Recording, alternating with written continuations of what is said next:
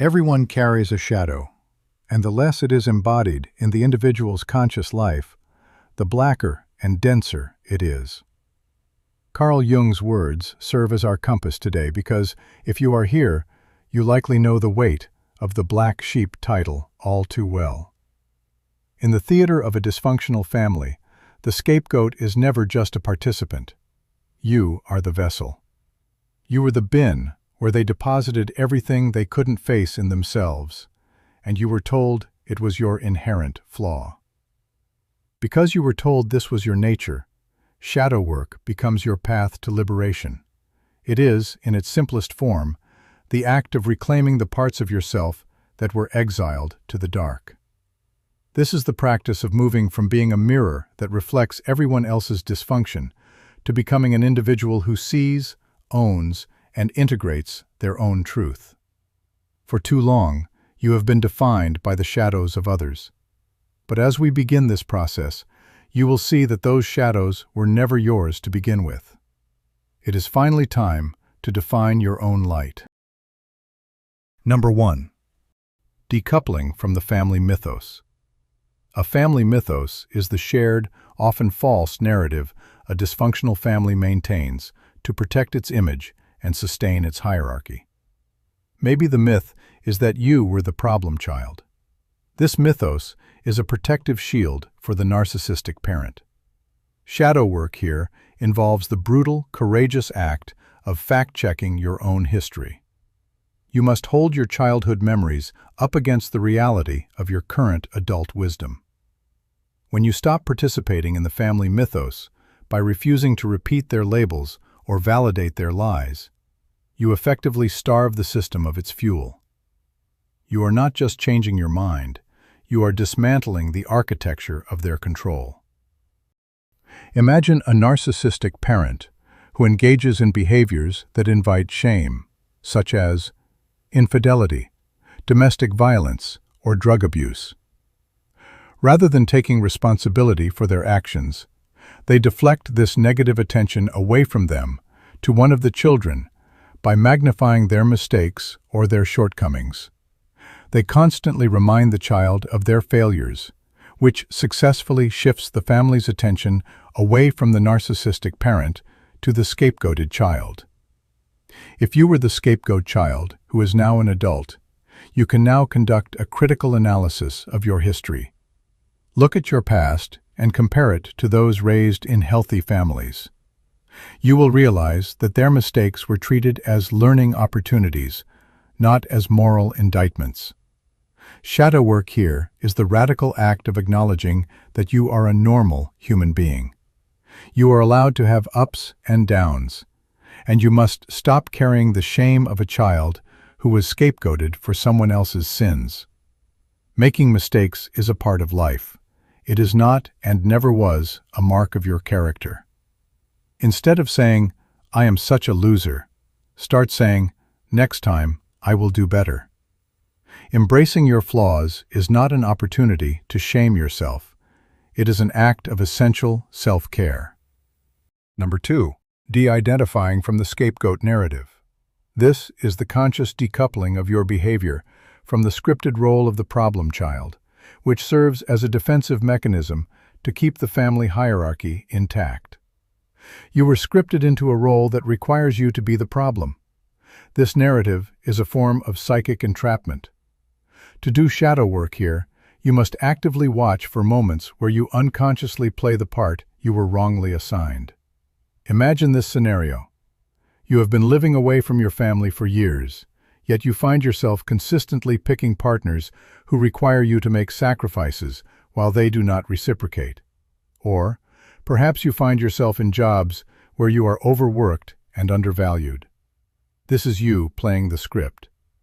In your toxic family, you were constantly made to feel incomplete and untrustworthy. Now, your nervous system is so accustomed to that dynamic that it feels normal to constantly prove your worth to others. This is not normal, and you need to break the cycle. Look into aspects of your life, like your career or social life, and ask yourself this question: how much have I sacrificed, and how much have I gained? Was it worth it?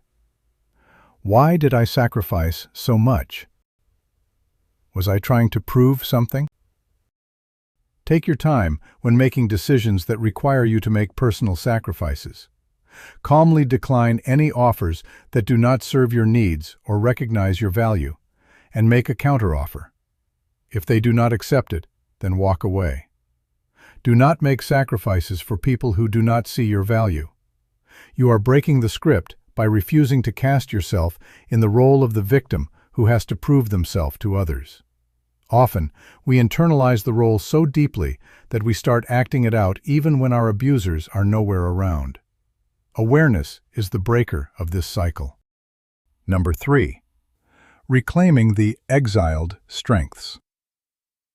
The shadow often contains vital, positive traits, assertiveness, anger, and independence that were suppressed because they threatened the power structure of the toxic family.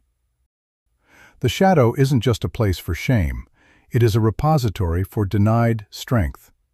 Because you were the scapegoat, you likely had to suppress your own self-respect, your anger, and your independence to survive or to avoid further retribution. These qualities were labeled prideful or selfish. In shadow work, you dig for these qualities. Self-respect, for example, is not prideful. It is a tool for boundary setting. As a scapegoat, you were likely labeled difficult or aggressive whenever you stood your ground. Consequently, you learned to play the meek, agreeable one to survive. Now, as an adult, this presents as an inability to negotiate a salary or ask for what you are worth. The shadow work here involves looking at that aggressive label and reclaiming it as assertiveness. When you feel the urge to apologize for asking for a raise, pause and recognize that your aggression is actually your most vital tool for survival. Reclaiming this strength looks like intentionally staying in the discomfort of a difficult conversation instead of folding, and realizing that your capacity to stand firm is not bad. It is the foundation of your personal autonomy. Reclaiming your darker traits like aggression or refusal to comply is actually a path to self-liberation. Number 4. Reparenting the inner critic. The inner critic is the internalized voice of the narcissistic parent, a parasitic construct that dictates your worth based on the impossible standards you were subjected to as a child. The voice of your parents lives in your head as the inner critic. This is the voice that reminds you of your sins and warns you of your failure. Shadow work requires you to recognize that this critic is not your voice. It is a colonial force in your own mind. When that voice speaks, treat it like an unwanted guest. You don't have to fight it. You simply need to identify it as a relic of a past environment. Suppose you are preparing to start a new side hustle, but you keep procrastinating because you want things to be perfect. You hear a voice in your head saying, "This is not good enough." This is the inner critic, the parasitic voice of the family authority figure. Instead of spiraling into shame, the practical exercise is to physically externalize that voice. Give it a name, or even imagine it as a separate character sitting across from you. Ask the character this: "Good enough for who?" You will find that the voice isn't protecting you. It's protecting the system's need to keep you doubting yourself. Reparenting means responding to that voice with your own adult authority. I hear your fear, but I am the one in charge now, and I am choosing to proceed. Replace the critique with a compassionate observation of your own needs. Number 5.